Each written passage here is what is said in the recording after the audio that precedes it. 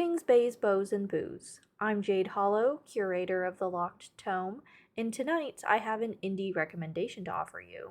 Rebecca Gransden reached out to me through email to ask if I'd like to read her horror collection, Happy Bunny and Other Mischiefs. I was unfortunately too busy to commit to reading anything in a timely manner, so I kept that email on read for several months. But when I did have a block of time and a vibe, I reached out with a reply to see if she was still looking for reviewers, and lucky me, she was.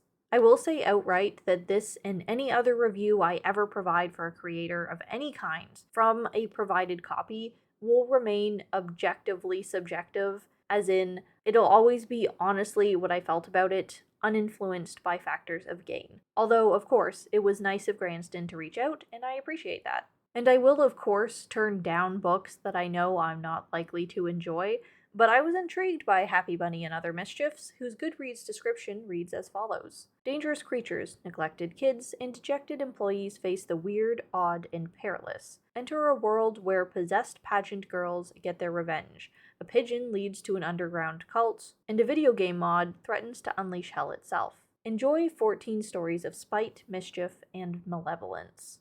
And it is exactly that. Happy Bunny is a strange collection, impossible to predict what new strange tale will come next. I was compelled to continue reading after the first short about a sentient turducken because it gave me Rubber vibes, and I love that movie. It took a while to get through the collection because I didn't want to speed through the stories. I had to let the pieces sit with me. Some were less narrative and more like the dressing around one perfectly grotesque snapshot that Gransden wanted to show me, and my eyes were wide open and ready. I'd classify this more as a flash collection than short stories, but that's subjective.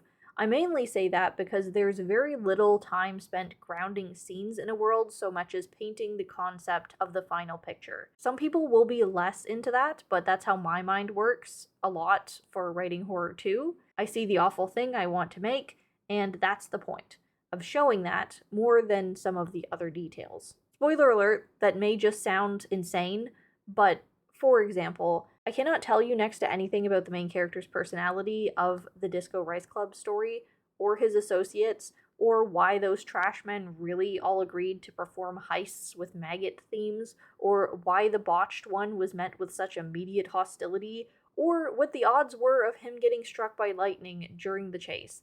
Because the goal of the story's existence was to bring together the concept of what happens when maggots that eat dead flesh get into a man whose entire body has been struck through sizzled. His death and how was the enjoyable creative payoff. A bit of the style of writing slowed me down, and getting oriented in some of the wacky settings took an extra minute, but I think that's fine with these sorts of condensed, absurd stories. Not everything needs an immediate or easy answer.